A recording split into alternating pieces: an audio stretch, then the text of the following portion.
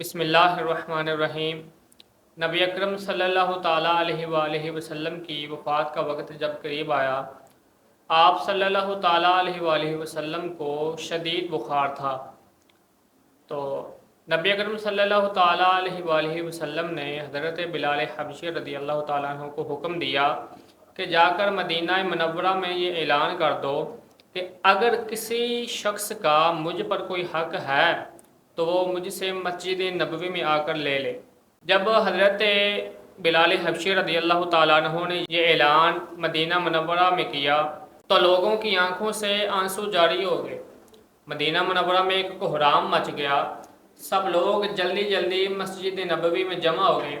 تو اتنی ہی دیر میں نبی اکرم صلی اللہ تعالیٰ علیہ وآلہ وسلم بھی مسجد نبوی میں تشریف لے آئے۔ آپ صلی اللہ تعالیٰ علیہ وآلہ وسلم کی طبیعت اتنی ناساز تھی کہ بخار کی وجہ سے آپ صلی اللہ تعالیٰ علیہ وآلہ وسلم کا چہرہ مبارک سرخ ہو گیا۔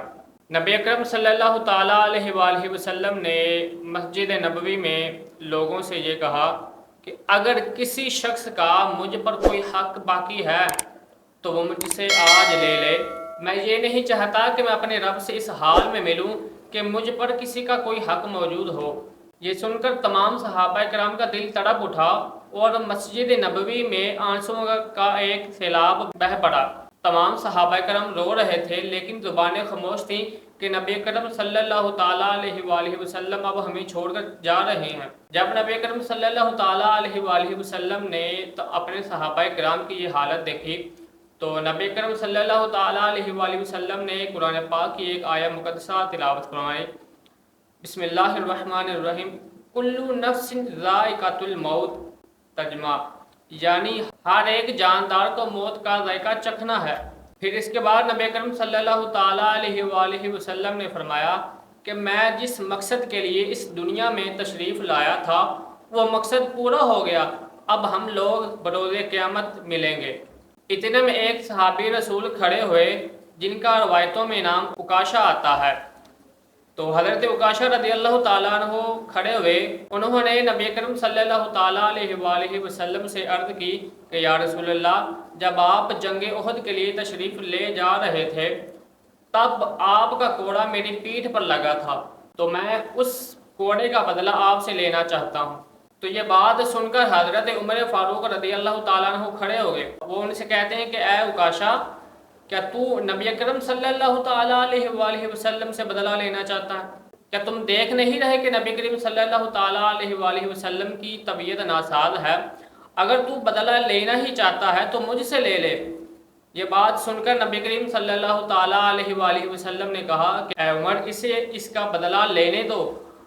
اگر میں نے اس کا بدلہ نہ دیا تو میں اپنے رب کے ہاں کیا منہ دکھاؤں گا؟ نبی اکرم صلی اللہ تعالیٰ علیہ وآلہ وسلم نے کوڑا منگوایا اور حضرت عکاشہ کو دیا اور کہا کہ اے عکاشہ، لو یہ کوڑا میری پیٹھ پر مارو اور مجھ سے اپنا حق لے لو۔ حضرت عکاشہ رضی اللہ تعالیٰ عنہ کہتے ہیں کہ جب آپ کا کوڑا میری پیٹھ پر لگا تھا تو یا رسول اللہ میری پیٹھ ننگی تھی۔ تو یہ بات سن کر نبی اکرم صلی اللہ تعالیٰ علیہ وآلہ وسلم نے اپنا کرتا مبارک اتار دیا اور کہا کہ لو تم کوڑا مار کر مجھ سے اپنا حق لے لو۔ تو جب نبی اکرم صلی اللہ تعالیٰ علیہ وآلہ وسلم کی پیٹھ مبارک پر حضرت عکاشہ رضی اللہ تعالیٰ عنہ کوڑا مارنے کے لیے گئے، حضرت عکاشہ نے جب اللہ کے رسول کی پیٹھ دیکھی اور جلدی سے اپنے ہاتھ سے کوڑا چھوڑ دیا اور نبی اکرم صلی اللہ تعالیٰ علیہ وآلہ وسلم کی پیٹھ مبارک کو چوم لیا اور کہا فدا کا ابی و امی یا رسول اللہ، یا رسول اللہ میری کیا مجال ہے کہ میں آپ کو کوڑا ماروں؟ میں تو یہ چاہتا تھا کہ آپ کی پیٹھ مبارک پر جو مہر نبوت لگی ہوئی ہے اس کو چوم کر جنت کا حقدار ہو جاؤں۔ تو یہ سن کر نبی اکرم صلی اللہ تعالیٰ علیہ وآلہ وسلم بہت مسکرائے اور نبی اکرم صلی اللہ تعالیٰ علیہ وآلہ وسلم نے فرمایا کہ اے عکاشہ، تم نے اپنے اوپر جنت واجب کر لی۔